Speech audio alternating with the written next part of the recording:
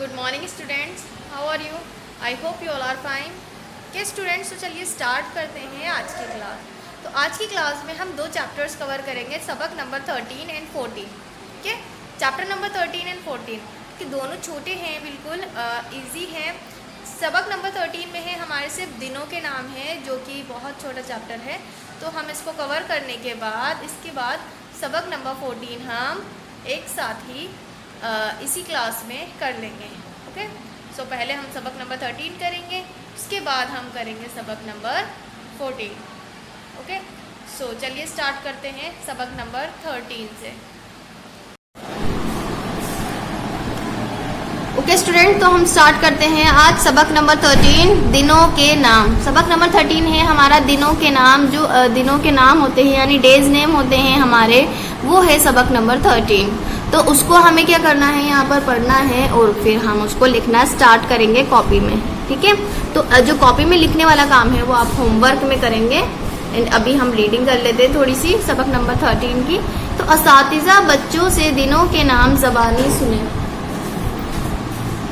और black board पर लिखकर बताएं कि किन दिनों में पढ़ाई होती है और कब छुट्टी होती है। नीज जुमा के दिन मुसलमानों के अमल के बारे में भी जानकारी दे। ठीक है, तो यहाँ पर हमें क्या करना है, असातिज़ा यानी टीचर बच्चों को बताए कि किस किस दिन हम पढ़ाई करते हैं। हफ्ते के पूरे दिन यानी दिनों के नाम जो आते हैं 7 डेज होते हैं, तो सारे 7 डेज जो होते हैं, 7 दिन तो हम पढ़ाई नहीं करते। संडे की हमारी स्कूल की छुट्टी होती है, तो 6 दिन हम पढ़ाई करते हैं, 6 डेज। एंड उसके अलावा जो हमारा जुम्मा का दिन होता है, मुसलमानों में जुम्मा का दिन ऐसा होता है कि उस दिन वो क्या अमल करते हैं वो हमें बताना है। तो क्या अमल करते हैं, सबसे पहले तो हम जुम्मा की नमाज़ पढ़ते हैं, उससे पहले नहाते हैं, अच्छे से कपड़े पहनते हैं, पाक साफ होकर इत्र वगैरह लगाकर हम अच्छे से तैयार होकर नमाज़ पढ़ने जाते हैं, जुम्मा की नमाज़ पढ़ते हैं। और भी बहुत सारे काम करते हैं, कुछ लोग जुम्मा की छुट्टी भी कर लेते हैं। तो जो भी करते हैं आप लोगों को बेहतर पता है, सब लोग अलग अलग करते हैं अपने अपने हिसाब से।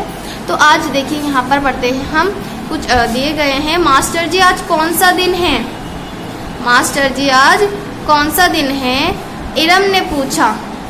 ठीक है, इरम ने पूछा। मास्टर जी मीन्स होता है सर। हमारे जो सर होते हैं स्कूल में उनको मास्टर जी बोलते हैं। तो मास्टर जी आज कौन सा दिन है? इरम ने पूछा। तो अब मास्टर जी बता रहे हैं, प्यारे बच्चों आज जुमा है। मास्टर जी ने जवाब दिया। और कल कौन सा दिन है? अशरफ ने पूछा। अब अशरफ ने पूछ लिया कि कल कौन सा दिन आएगा, तो मास्टर जी ने जवाब दिया हफ्ता। बेटा जुम्मा के बाद कौन सा दिन आता है? हफ्ता। हफ्ता कहते हैं हम सैटरडे यानी शनिचर को। सैटरडे जो होता है हफ्ता।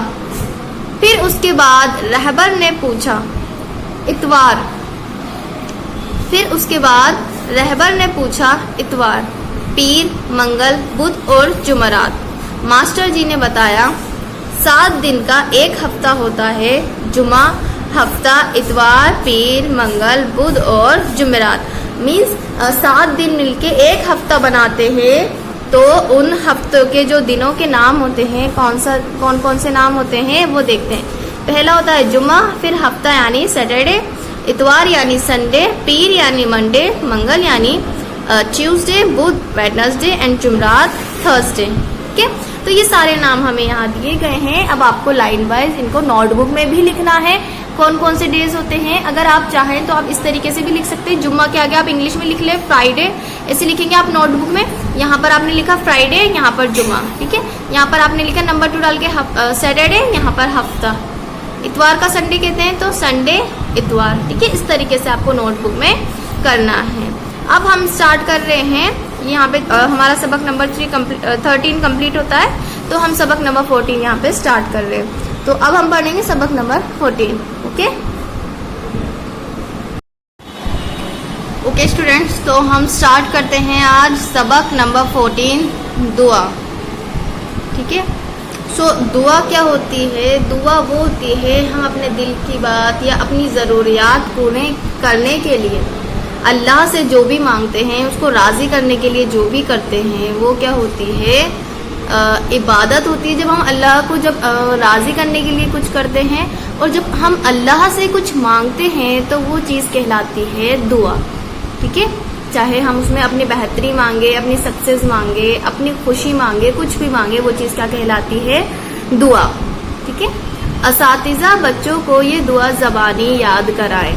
अब जो यहाँ पर दुआ दी गई है वो आपको क्या करनी है? ज़बानी याद करनी है। आप कोशिश करें उसको अच्छे से याद कर ले। यहाँ पर ये जो 2 बच्चे हैं छोटे छोटे से, ये अल्लाह से दुआ मांग रहे हैं। चलिए किस चीज़ की दुआ मांग रहे हैं वो हम पढ़ेंगे इस सबक में। अल्लाह ने पैदा किया, अल्लाह ने पैदा किया, उसने हमें सब कुछ दिया। ठीक है। अल्लाह ने पैदा किया, उसने हमें सब कुछ दिया। वो एक है, बेमिसल है, मालिक है वो सबसे बड़ा। अल्लाह ने हमको पैदा किया है, उसने हमें सब कुछ दिया है। जिस भी चीज़ की हमें ज़रूरत होती है अल्लाह हमें पहले से ही वो अता फरमा देता है। वो एक है, बेमिसल है, वो एक ही है और बेमिसल है। मिसल का मतलब उसका कोई एग्जाम्पल नहीं है, कोई उदाहरण नहीं है, उसका जैसा कोई दूसरा नहीं है। मालिक है वो सबसे बड़ा, और वो सबका मालिक है, सबसे बड़ा मालिक है, यानी सबका मालिक, उसका कोई मालिक नहीं है। वो पाक है, बेऐब है, सब में मिला, सबसे जुदा। वो पाक है यानी पाक साफ है, वो बेऐब है, उसमें कोई ऐब नहीं है। सब में मिला, सबसे जुदा। सबसे मिला हुआ है मतलब कि हर इंसान के अंदर हम देखते हैं कि अल्लाह बसा हुआ है उसके दिल में, कोई उससे अलग नहीं है। तो सब में मिला हुआ, सबसे जुदा। जुदा मीन्स होता है अलग, जुदा मीन्स अलग, तो वो सबसे अलग भी है। वो हम सब इंसानों के दिलों में तो रहता है, लेकिन वो हमारी नजरों के सामने नहीं होता। वो सबसे अलग है, किसी को दिखाई नहीं देता है, किसी को सुनाई नहीं देता है। ठीक है। वो होगा जब ना होगा कुछ, वो जब भी था जब कुछ न था। वो होगा जब ना होगा कुछ, वो होगा यानी अल्लाह होगा। किस वक्त होगा? अल्लाह उस वक्त भी होगा जब इस दुनिया में कुछ भी नहीं होगा, यानी क़यामत के जब दिन आ जाएंगे तो उस वक्त हमारे पास कुछ नहीं रहेगा और कोई इंसान भी यहाँ पर नहीं बचेगा, लेकिन अल्लाह उस वक्त भी यहाँ पर रहेगा। वो होगा जब कुछ ना होगा, या वो होगा जब ना होगा कुछ। वो जब भी था जब भी कुछ ना था, और वो जब भी था जब हमारे पास कुछ नहीं था, जब ये दुनिया बनी हुई तो थी लेकिन इसमें कोई इंसान नहीं थे। सबसे पहले यहाँ पर कौन आया था? आदम अलैहिस्सलाम को भेजा था अल्लाह ने ज़मीन पर। तो उससे पहले जब आदम अलैहिस्सलाम जन्नत में थे, यहाँ पर नहीं आए थे, इस दुनिया में कोई भी नहीं था, उस टाइम पे भी अल्लाह था। और इस दुनिया में अभी भी जब बहुत सारे लोग हैं तब भी है अल्लाह। और जब इस दुनिया से सब लोग चले जाएंगे, यानी क़यामत जब हमारी आएगी तो इस दुनिया में कोई नहीं बचेगा, तब भी अल्लाह रहेगा। ठीक है। इंसान हो, हैवान हो, सुनता है वो सबकी सदा। इंसान हो चाहे हैवान हो, इंसान का मतलब जो हम इंसान हैं, हैवान का मतलब होता है जानवर, और हैवान में सारी मखलूक़ात आ जाती है, जो जानवर होते हैं, बर्ड्स होते हैं, मतलब इंसान के अलावा जो भी मखलूक़ात होती है, जिन्नात वगैरह, वो सब भी हैवान में ही आ जाते हैं। ठीक है।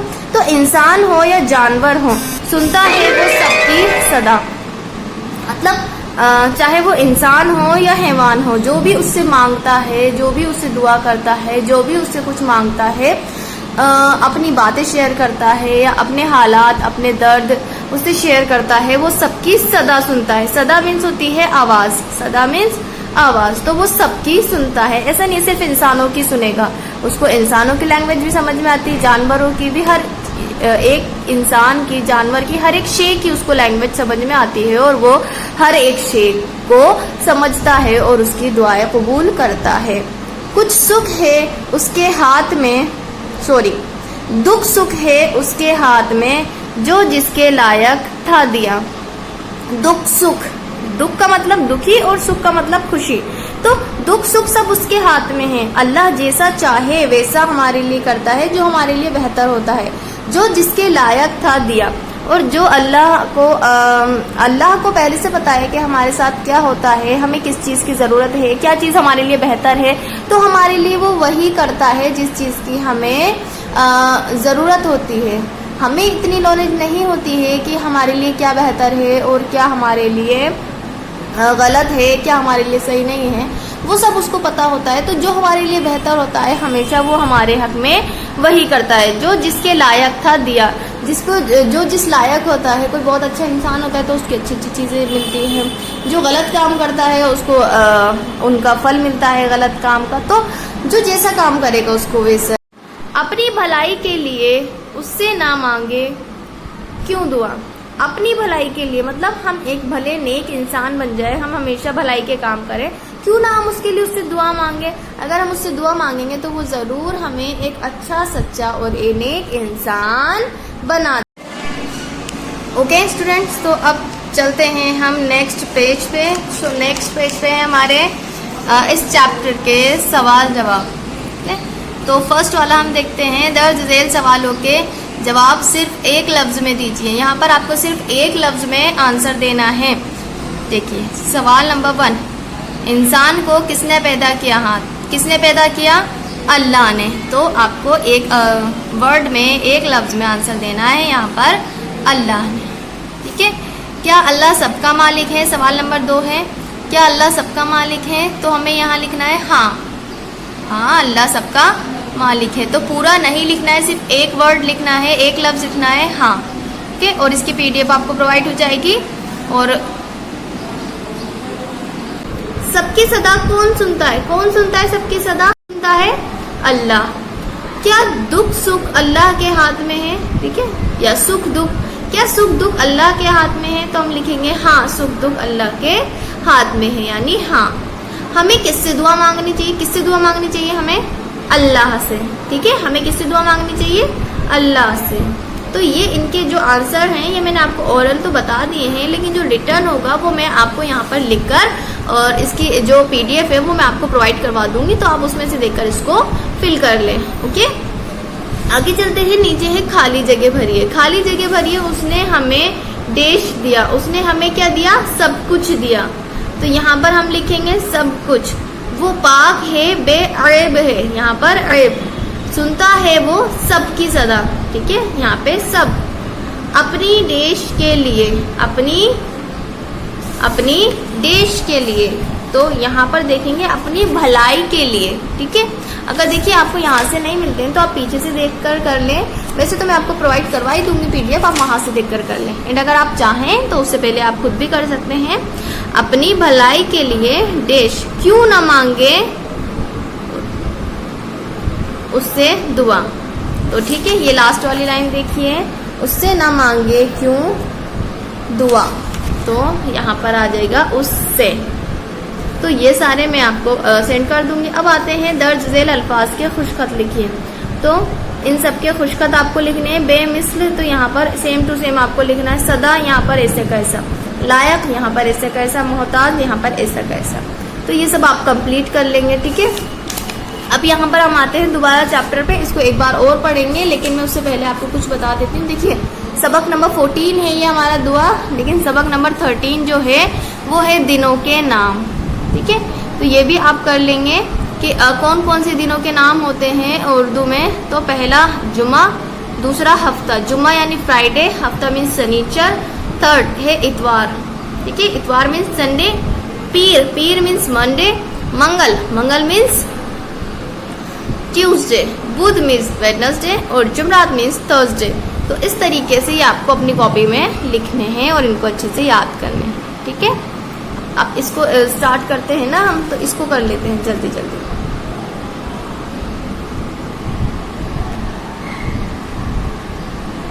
चलिए एक बार और पढ़ते हैं दुआ को, और आप भी अच्छे से दुआ मांगेंगे और इस चीज़ को समझेंगे कि अल्लाह ने हमें क्या क्या दिया है और क्या क्या चीज़ हमारे भलाई में होती है, तभी वो हमारे लिए करता है। कभी रोना धोना नहीं करना चाहिए, जो अल्लाह ने दिया है उसी में खुश रहना चाहिए। तो पढ़ते हैं, अल्लाह ने पैदा किया, मेरे साथ साथ आप लोगों को भी रीड करना है। अल्लाह ने पैदा किया, उसने हमें सब कुछ दिया।